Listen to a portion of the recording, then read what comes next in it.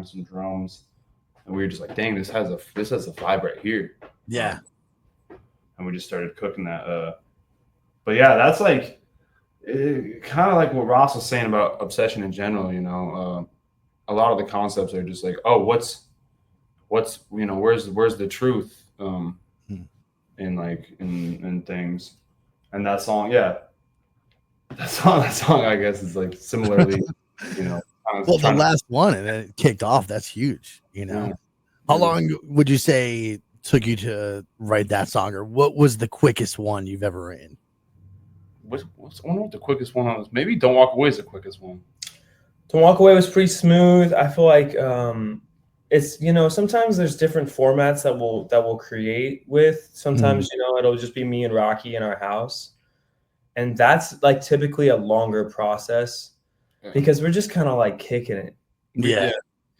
Sometimes when you go to like a studio and you have like other people there, it's a little bit more like, yo, let's get this done because it's like we're paying for it. Right. It just depends though. I mean, you know, there are songs that we're just like in-house that like this song Better, that I feel like was a pretty smooth, you know, expression. But they all just come in different shapes and sizes, and sometimes like it just, I don't know, sometimes time is irrelevant when you're pulling from the unmanifested, you know. No, I totally hear that, you know, but I've heard stories of bands like all of a sudden, you know, boom, they got something super quick and it was a huge hit. Yeah. Which, you know, blows our mind. Dude, there's so many stories like that where it's like the last song, like Foster the People was like Pumped Up Kicks was like, that was like their burner track. Like they were just like, whatever, we need another song for the album. Here you go. And it ended up being a big hit. I think Alt J's Left Hands Free was like the same story. Yeah. Drops to Jupiter for Train. And these are all like massive hits. Huge hits. They were like a week before the album comes out. They're just like, whatever. Let's try this one, right? Really, I'm pretty sure don't quote me on this, but I'm pretty sure I've seen interviews where Alt J was like, yeah, we didn't even like this song or whatever. Yeah, it's nuts, man. I mean, I think Hootie's like that too. Darius Rucker, like he wants to go by Darius, not Hootie, and likes those songs for that. But I'm the kind of person, I don't know about you guys, I'll just critique something over and over. So my hat's off to you guys for sure, you know.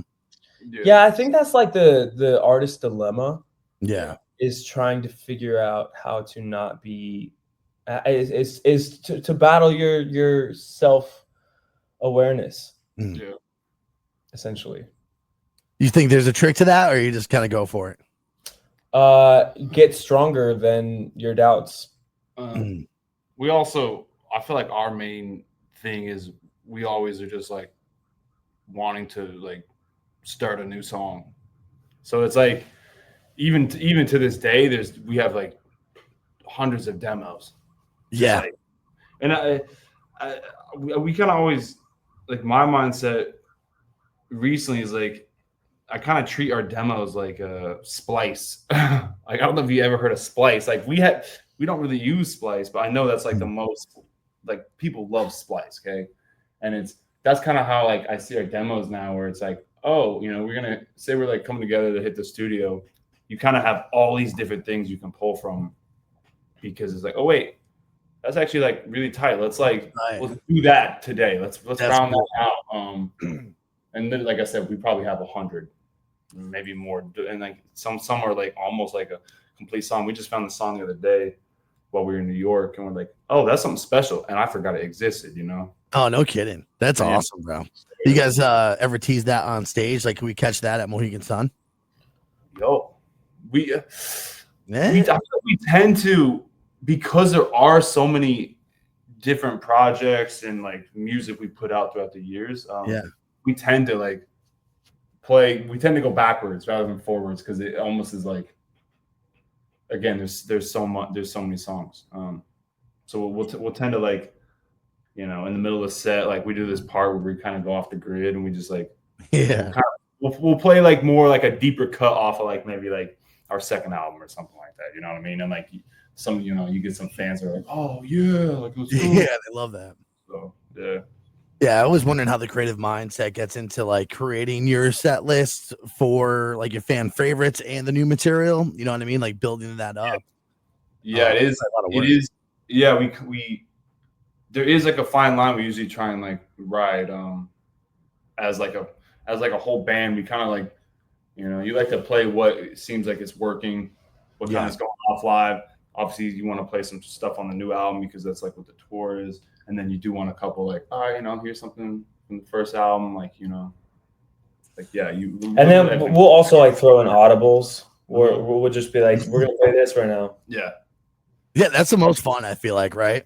Yeah, honestly, that's the being like a band that I feel like if you're just like a pop artist, yeah, or like a boy just band, you can't really do that. But like we can just like kind of just do whatever we want. Yeah. You start yelling at like each other. Hey, we're hitting this one. We're hitting that one. Yeah. And then you don't even have to tell them. You just start playing it, and then eventually, you guys get a vibe. Like cool. That's your pick of destiny right there, man. You guys got that. That's awesome. Let's go. So you two are obviously super close as brothers and bandmates, right? That creative process of working together on new material, though, does that ever get like, the brotherly love that everyone always has, or no, we're not doing it like that? You know what I mean? Not really. I think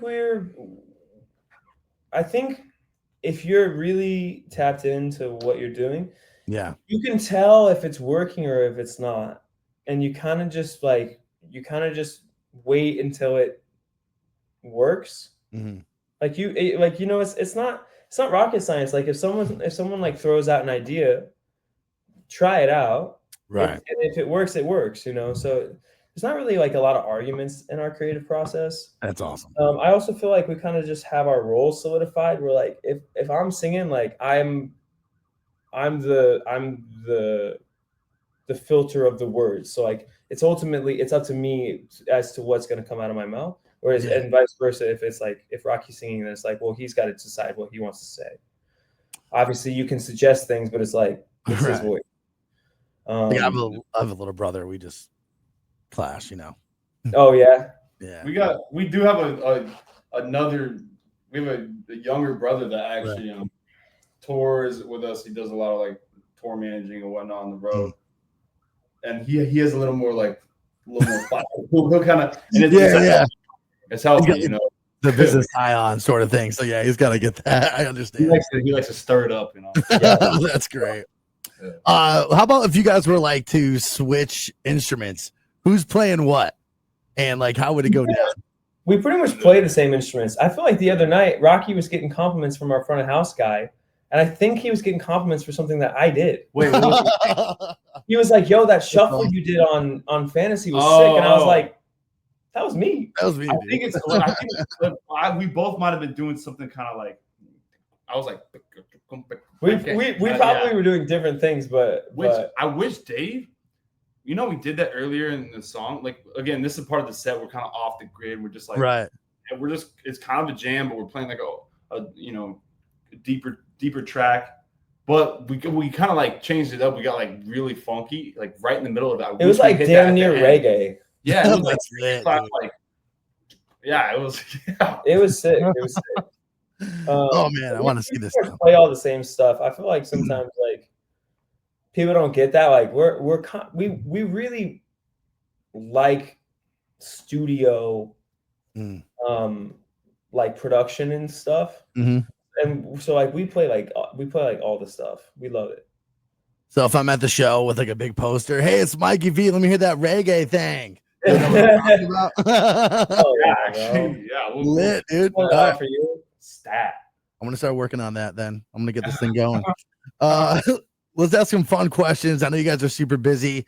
You're stuck at Mohegan Sun Casino for 24 hours after the show. What are you doing in the pastime?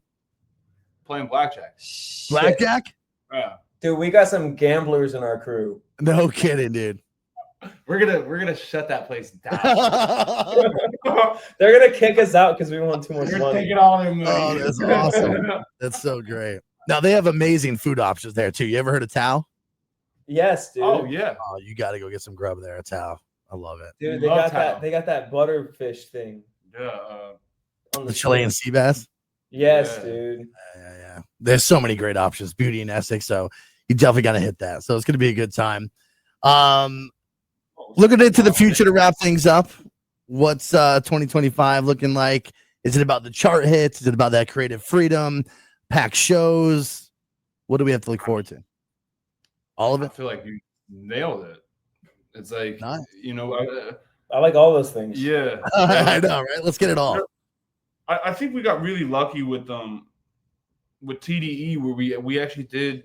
There's always been a nice amount of creative freedom because you know we've been independent and a lot like yeah. So I feel like we've kind of had that, which is amazing. So yeah, maybe more so. It's like, all right, what of these 100 demos do we want to full send to the home? Yeah, it's an interesting thing when you talk about being independent because obviously, like, yes, we do have that creative freedom. And I personally feel like we have the bangers necessary. But right. obviously, like, you know, not having that like label muscle, it's we don't have as much like funds and capital being thrown at us. Yeah. So I think part of that, like, what's next for us is like figuring out how to facilitate one of these songs to being just a full on banger that people can recognize. Yeah, the business side of things isn't always as glamorous as, you know, it all looks to be, but you guys are going to absolutely crush it. And you already are. And we cannot wait to have you here on June 7th at Mohegan Sun. How about one quick one? You ready? Yeah. Who's more likely to sleep through sound check? Ross or Rocky? I'd probably say Rocky at this point. Oh man. All right. But that could fluctuate. I feel like Rocky though. Yeah, like I missed my flight from like we've been out for no 4 weeks. How long have we been out right now? Yeah, like this is like our 4th week probably. Yeah, we did like a little college run and then we came to South America and when we were leaving LA, I did miss my flight. And then my second flight I almost missed too. And it's not like I don't know, it's not like I'm missing things. Like I wouldn't miss a sound check. I get that. Okay, the realest answer is our keyboard player Garrison. Yeah, homie will fall asleep at the airport, and if sometimes we actually like, where's Garrison at? Yeah, on the plane, which this just happened. We're all on the plane, like, yo, where's Garrison? And he's just asleep somewhere in there. Oh, dude, that's hilarious though. But he gets there, right? Yeah. This happened to me once. Oh damn, bro, it's the worst. It's not fun. I was working on cruise ships going to Australia, and I show up to the airport like, yeah, your flight was yesterday. Oh, dang. I don't know what day it was. That's how crazy like I was going at home. It was nuts. Dang. Yeah, it was fun, man. But I can't wait to see you guys June 7th at Mohegan Sun. Absolute pleasure having you on the show. Yo, thanks for having us. Yeah, man. You guys absolutely crush it. All right, we'll see you next time for sure. Yo, see you. Peace and love. You guys are the best, dude.